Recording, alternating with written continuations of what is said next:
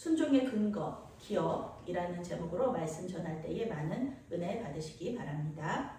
오늘의 핵심 주제는 성령께서 우리의 기억을 통해 역사하신다. 성령께서 우리의 기억을 통해 역사하신다. 어떤 중요한 선택을 할 때 우리 믿는 자들은 하나님께 기도합니다. 우리가 기도할 때 성령께서 역사하셔서 우리에게 유익한 선택, 하나님의 뜻에 합한 선택을 하게 해달라고 이렇게 기도하는 것이죠. 또 그렇게 기도할 때 성령께서 분명히 우리를 도와주십니다. 성령께서는 특히 과거의 경험을 기억나게 하셔서 올바른 선택을 할 수 있도록 도와주시는데요. 우리가 집착하고 있는 것들을 내려놓고 지금 기도하고 있는 문제를 주님께 맡겨드릴 수 있도록 도와주십니다. 과거의 기억 속에서 하나님께서 어떻게 역사하셨는지 그때는 몰랐어요. 그렇지만 지금은 그 기억을 이렇게 되돌아보니까 하나님께서 그래서 그러셨구나. 그런 것을 우리는 깨닫게 되는 것이죠. 그러면서 주님과 더 깊은 관계 속으로, 친밀한 관계 속으로 우리가 들어가게 되는데요. 이 모든 과정 가운데 성령께서 역사하시는 것입니다. 오늘 아브라함도 중요한 시험을 앞두고 과거를 기억하고 있습니다. 하나님의 약속과 지금까지 자신이 알아왔던 하나님의 성품과는 전혀 다른 말씀을 하시는 그 하나님 앞에서 그는 순종과 불순종의 기로에 서 있게 됩니다. 그런데 여기서 아브라함은 순종을 선택합니다. 믿음의 조상으로서의 자신의 역할을 잘 감당하는 것이죠. 그 선택에는 과거의 기억이 큰 영향을 미쳤다는 것을 오늘 우리는 말씀을 통해서 알 수가 있습니다. 1절부터 4절까지 말씀 함께 읽습니다. 그 일 후에 하나님이 아브라함을 시험하시려고 그를 부르시되 아브라함아 하시니 그가 이르되 내가 여기 있나이다. 여호와께서 이르시되 내 아들 내 사랑하는 독자 이삭을 데리고 모리아 땅으로 가서 내가 내게 일러준 한 산 거기서 그를 번제로 드리라. 아브라함이 아침에 일찍 일어나 나귀의 안장을 지우고 두 종과 그의 아들 이삭을 데리고 번제에 쓸 나무를 쪼개어 가지고 떠나 하나님이 자기에게 일러주신 곳으로 가더니 제3일에 아브라함이 눈을 들어 그곳을 멀리 바라본지라. 아멘. 아브라함은 하나님께서 이스마엘을 통하여서 큰 민족을 이렇게 이루어 주시겠다 하는 하나님의 약속에 의지하여서 사랑하는 이스마엘을 보낸 후에 하나님께서 다시 아브라함에게 이렇게 나타나신 이야기가 바로 이 말씀입니다. 아브라함을 부르셨어요. 또 다시. 그러고 나서 한 10년 정도가 흐른 거죠. 3살이었던 이삭이 이제 청소년이 되었던 10대 청소년이 되었던 그때가 다시 일어났습니다. 이거 왠지 이스마엘을 10대 때 이렇게 내보내신 하나님께서 뭔가 또 아들을 또 이삭을 통하여서 아브라함을 시험할 것이라는 것을 우리가 조금 예상할 수가 있습니다. 창세기를 기록한 모세는요, 문장의 처음에 하나님이 아브라함을 시험하시려고 부르셨다 이렇게 말하고 있어요. 힌트를 주는 거죠. 시험이라는 말이 편하고 즐거운 것이 아니지만 이 시험을 통과하면 하나님께서 통과한 상을 주실 것이다라는 것을 우리는 이렇게 예상할 수가 있습니다. 우리나라는 이 시험에 굉장히 민감한 그런 민족이잖아요. 특히 수능 시험 얼마나 중요합니까? 모든 행정력이 이 학생들과 시험장에 투입된다고 해도 지나친 말이 아닙니다. 영어 듣기 평가 시간에 우리나라는 비행기가 뜨지 않습니다. 그럼 그 정도로 이 예민하고 중요한 이슈가 바로 이 시험이라는 이슈입니다. 시험은 역경과 고난을 통해서 어떤 사람이나 물건의 질을 평가한다는 뜻을 가지고 있습니다. 원어적인 의미가 그래요. 하나님은 이제 아브라함을 시험을 하시면서 시련과 어려운 상황을 이렇게 계속 주시잖아요. 그러면서 이 시험들을 통과하면서 이 아브라함의 믿음이 계속해서 이렇게 굳어지는 것, 그것을 우리가 알 수가 있습니다. 하나님께서 아브라함에게 명령하신 것은 2가지예요. 2가지. 하나님께서 말씀하시는 곳에 가서 사랑하는 독자 이삭을 번제로 드리라는 것입니다. 번제가 무엇입니까? 번제는 양이나 소를 잡아서 토막을 내요. 그리고 깨끗이 씻어서 불로 태워서, 완전히 불로 태워서 하나님께 드리는 제사입니다. 이것은 온전한 헌신을 의미하고 있어요. 하나님의 이 명령은 지금까지 하나님이 이렇게 말씀하신 아브라함과의 계속되는 이 관계 속에서 하나님의 성품하고는 완전히 다른 그런 맞지 않는 그런 말씀입니다. 지금까지 하나님께서 이 아브라함하고 만나셨을 때 어떤 하나님을 보여주셨냐 하면은 항상 신실하신 하나님, 약속을 지키시는 하나님을 이렇게 보여주셨어요. 그런데 하나님의 약속은 땅과 자손으로 대표되잖아요. 이 땅을 아브라함의 자손에게 주시겠다고 약속하셨고 이 자손은 이삭을 통해서 나온다고 말씀하셨어요. 그런데 이삭을 번제로 드리라는 거예요. 그럼 번제로 드린다는 것은 이삭이 죽는다는 거잖아요. 그러면은 어떻게 이삭의 자손을 통하여서 아브라함의 자손 이삭을 통하여서 이 약속이 이어질까? 물론 우리는 이 이야기가 어떻게 끝나는지 잘 알고 있습니다.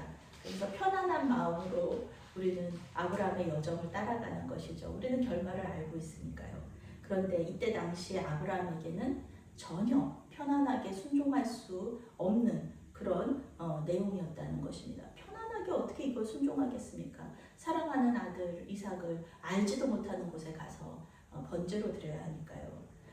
이삭을 번제로 드린다는 것은 지금까지 25년 동안 이삭이 태어날 때까지 기다렸고 또 20몇 년 동안 이 이삭을 키우면서 하나님의 약속을 차곡차곡 이렇게 믿고 의지했던 그런 삶들이 완전히 그냥 무너지게 되는 거예요. 아무것도 아니게 되는 거예요. 25년 동안 기다려서 약속의 아들 이삭을 낳았는데 이 아들을 번제로 드리면 아브라함의 자손이 하늘의 별처럼 많아진다는 이 약속은 어떻게 되는 겁니까? 게다가 하나님은 사람을 제물로 바치는 것을 굉장히 싫어하세요. 미워하세요. 아주 가증하게 여기세요. 그런데 사람을 바쳐라. 어떻게 사람을 제물로 바치라고 하시는가? 아브라함은 도저히 이 말씀을 순종할 수도 없었고 이해할 수도 없었을 것입니다. 그런데요, 아브라함은 지금까지 하나님의 말씀에 순종하여서 아브라함의 이 아들들을 하나님께 맡겨드렸던, 아들들의 생명을 주님께 맡겨드렸던 기억이 있어요. 하나님의 말씀대로 어린 이스마엘과 아기 이삭에게 할례를 행했었습니다. 하나님에게 말씀하신 대로 명령에 순종하여서 그 위생 상태로 불량했던 그때 그 아기에게 또 이 어린이에게 외과적인 수술을 했던 그런 기억이 있어요. 그런데 그 아기들이 살았거든요. 죽지 않았거든요. 두 아들을 살려주셨습니다. 또 하나님께서 큰 민족을 이루시게 하겠다는 하나님의 약속을 믿고 이스마엘과 여종 하가를 아무것도 없는 광야로 내보냈었잖아요. 그런데 이스마엘은 죽지 않았고요. 광야에서 자리를 잡고 결혼해서 아주 잘 살고 있었다는 겁니다. 이 기억을 가지고 있는 아브라함에게 하나님께서 다시 이삭을 번제로 바치라 이렇게 말씀하신 거예요. 그러면 아브라함은 지금까지의 기억을 생각한다면 어떻게 되겠습니까? 아브라함은 말씀대로 다음날 아침 일찍 일어나서 번제에 필요한 나무 그리고 아들 이삭 그리고 두 종을 데리고 나귀 한 마리를 끌어서 이제 하나님께서 말씀하신 곳으로 출발합니다. 하나님께서 또 이렇게 말씀하신 두 가지 있죠. 이삭을 번제로 바치는 거 말고도요. 내가 너에게 일러준 땅 모리아 땅에 있는 어떤 곳으로 가라 라고 말씀하셨는데요. 이 장소가 어딘지 확실하게 모르는 상태에서 떠난 것입니다. 그런데 이미 아브라함은 이런 명령에 순종한 적이 있어요. 우르에서 하란으로, 하란에서 가나안으로 하나님께서 인도하시는 대로 말씀에 순종하여서 이 가나안 땅으로 들어온 경험이 있거든요. 그러니까 하나님은 아브라함에게 항상 은혜를 베풀어 주시는 분이었어요. 그 기억에 따라서 아브라함은 아들 이삭을 번제로 바치기 위해서 알지 못하는 곳을 향해서 떠납니다. 하나님께서 일러주신 예배 처소는 지금 아브라함이 살고 있는 부엘세바에서 3일 정도 떨어진 곳이에요. 걸어서 3일이죠. 모리아 땅에 있는 한 산, 이곳은 지금의 예루살렘입니다.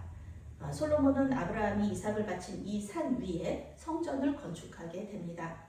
아브라함은 3일 동안 이삭과 함께 걸으면서 하나님을 깊이 묵상하게 됩니다.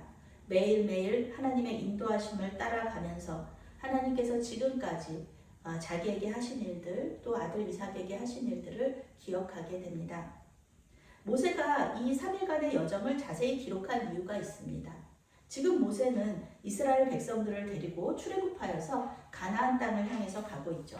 낮에는 구름 기둥, 밤에는 불 기둥으로 인도와 보호를 받으면서 약속의 땅을 향해서 가는 중입니다.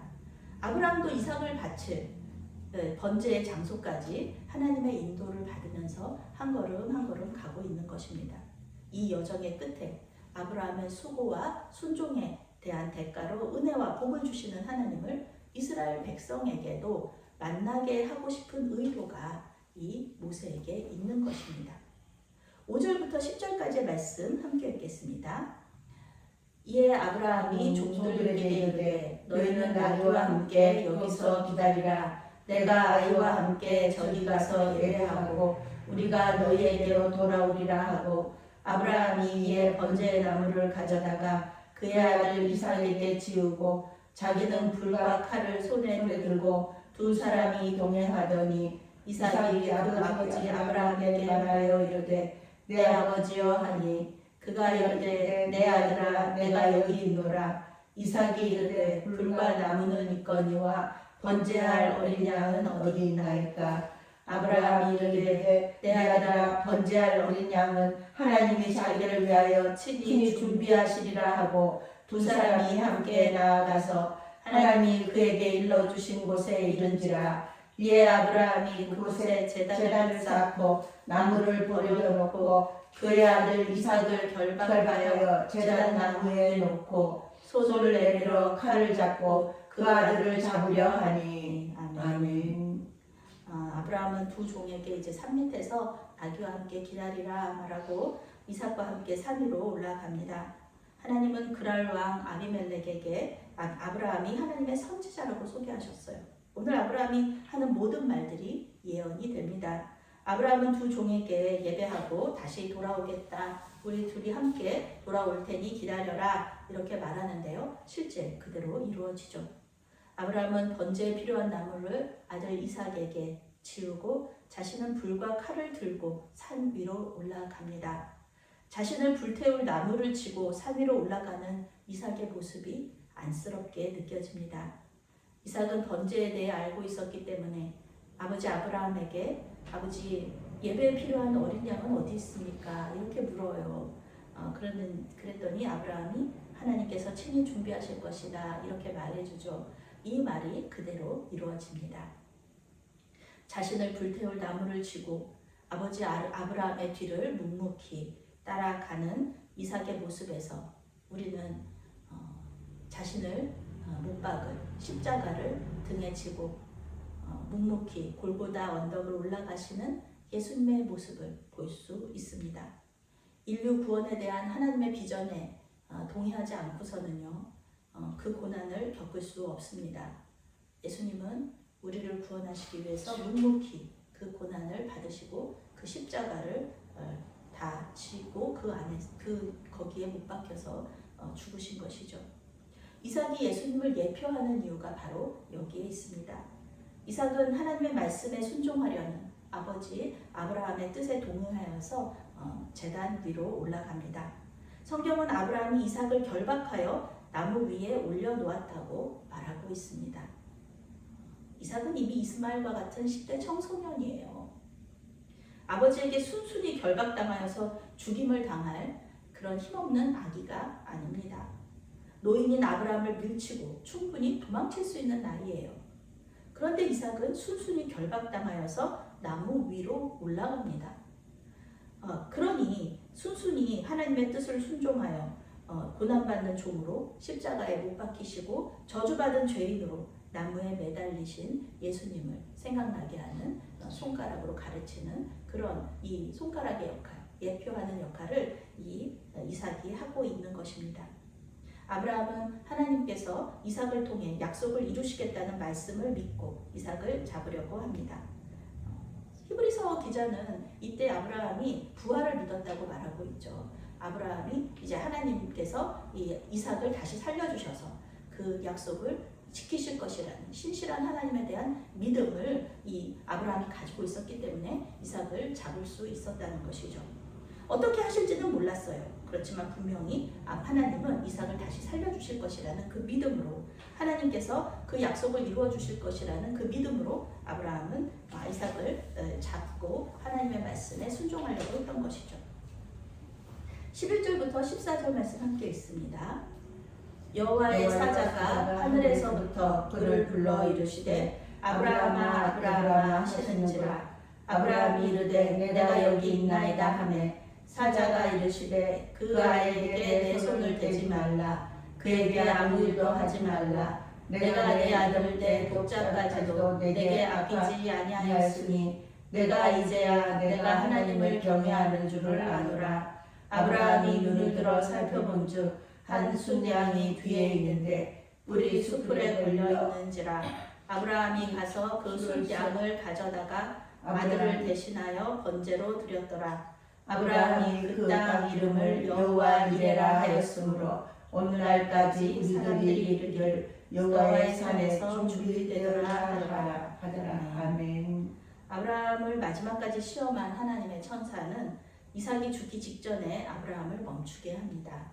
이삭은 죽지 않았고요. 아브라함은 하나님의 시험에 통과합니다. 하나님은 아브라함이 이삭보다 하나님을 더 귀하게 생각하고 있다는 것을 알게 되셨습니다. 이삭에게 집착하지 않고 있다는 것을 아셨습니다. 아브라함은 하나님의 말씀에 순종함으로써 하나님에 대한 자신의 믿음과 또 사랑을 증명하게 됩니다. 아브라함이 이삭에게 말한 대로 번제로 드릴 양을 하나님께서 준비하셨습니다. 숫양 한 마리가 갑자기 나타났어요. 그래서 뿔에 걸려서 오도 가도 못하고 있었던 것을 잡아서 숫양을 이삭 대신에 번제로 드리게 됩니다. 이 숫양도 우리 예수님을 예표하죠. 죽어야 될 이삭 대신에 죽임을 당한 이 숫양이 바로 또 예수님을 예표하는 것입니다. 아브라함은 이 장소를 여호와 이레라고 이름을 붙이면서 하나님을 기념하게 됩니다. 인류 구원의 역사를 이곳에서 이 일들을 통하여서 또 예표하는 것을 기념하는 것이죠. 여호와 이레는 하나님께서 준비하신다는 뜻입니다. 하나님께서 달라고 하실 때는 이미 그 달라고 하신 것을 우리가 드릴 수 있도록 준비하고 계신다는 것을 의미합니다. 하나님은 우리의 모든 상황과 형편을 알고 계시기 때문에 그렇습니다. 모세가 이 말씀을 기록할 때에 많은 사람들이 이 사건을 기억하고 있었고요. 아브라함의 순종과 하나님의 은혜를 기념하고 있었습니다. 15절부터 19절 말씀 함께 있습니다. 여호와의 사자가 하늘에서부터 두 번째 아브라함을 불러 이르시되 여호와께서 이르시기를 내가 나를 가리켜 맹세하노니 내가 이같이 행하여 내 아들 내 독자도 아끼지 아니하였은즉 내가 내게 큰 복을 주고 내 씨가 크게 번성하여 하늘의 별과 같고 바닷가의 모래와 같게 하리니 내 씨가 그 대적의 성문을 차지하리라. 또 내 씨로 말미암아 천하 만민이 복을 받으리니 이는 내가 나의 말을 준행하였습니다 하셨다 하니라. 이에 아브라함이 그의 종들에게로 돌아가서 함께 떠나 부엘세바에 이르러 거기 거주하였더라. 아멘. 하나님은 다시 약속을 반드시 지키시겠다고 맹세하십니다. 하나님이 자신을 두고 맹세하신다는 것, 그것은 반드시 지키시겠다는 뜻입니다. 맹세라는 것이 지키지 않으면, 내가 이것을 지키지 못하면 나는 죽어도 좋다, 그런 뜻이잖아요. 그런데 하나님은 죽으실 수 없는 분이시니까 반드시 지키시겠다라는 것을 의미하는 것입니다. 시험에 통과한 아브라함에게 하나님은 상으로 큰 복을 주시겠다라고 약속하십니다. 자손이 번성할 것이고 대적의 성문을 차지할 것이고 천하 만민이 이 내 씨를 통하여서 복을 받게 될 것이다 라고 말씀해 주시죠. 이 약속은 이스라엘 백성들이 가나안 땅을 차지한 것으로 이루어졌고요. 또 예수님께서 아브라함의 후손으로 오셔서 인류 구원의 역사를 이루시면서 성취가 됩니다. 예수님을 통해서 모든 천하 만민이 복을 받게 되는 것이죠. 이 모든 은혜가 아브라함의 순종의 결과다 이렇게 말하고 있습니다. 아브라함은 이삭과 함께 브엘세바에 있는 집으로 돌아갑니다. 이제 아브라함은 이삭에게 약속의 후계자 자리를 넘겨주고 믿음의 세대 교체가 점점 일어나게 됩니다. 아브라함은 이삭이 야곱을 낳을 때까지 살아있지만 성경은 이삭의 아내가 될 립가의 족보를 기록하면서 서서히 아브라함에서 이삭으로 이제 믿음의 계보가 이어질 것을 예고하고 있습니다. 오늘은 예수님의 부활 이후 50일째 되는 날에 제자들에게 성령이 임하신 것을 기념하는 기독교의 축일입니다. 교회는 제자들이 성령을 받은 후 전도함으로 시작이 되었습니다. 성령 강림 절기는 부활절 이후 대림절까지 가장 긴 절기로서 우리 믿는 자들은 이때 성령의 은사를 구하고 성령의 열매를 맺기 위해 기도에 힘을 씁니다. 성령께서 하시는 일이 많지만 오늘 말씀에 따르면 성령께서는 우리의 기억을 통해 역사하신다는 것입니다. 하나님께서 과거에 우리에게 어떻게 역사하셨는지를 기억하게 하셔서 우리를 하나님과 더욱 친밀한 관계 속으로 들어가게 하십니다. 우리 삶 속에서 역사하시는 하나님의 임재를 깨닫고 그분을 더 알게 하십니다. 과거에 역사하신 하나님, 그분은 지금도 우리와 동행하시면서 역사하실 것을 믿고 의지하게 하시는 일을 이 성령 하나님께서 하시는 것입니다. 성령은 예수의 영이시기 때문에 하나님의 말씀을 이해하고 예수님을 잘 믿도록 도우시는 분입니다. 우리의 존재 목적은 구원받는 것에 있는 것이 아니라 예수님을 잘 믿고 하나님께 영광 돌리는 삶을 사는 것에 있습니다. 구원은 이러한 삶에 자연스럽게 따라오는 것입니다. 오늘 아브라함을 시험하신 하나님의 목적이 바로 거기에 있지 않습니까? 하나님은 아브라함이 존재 자체로 하나님을 사랑하고 믿기를 원하셨습니다. 하나님께서 아브라함에게 해주신 것이 많잖아요.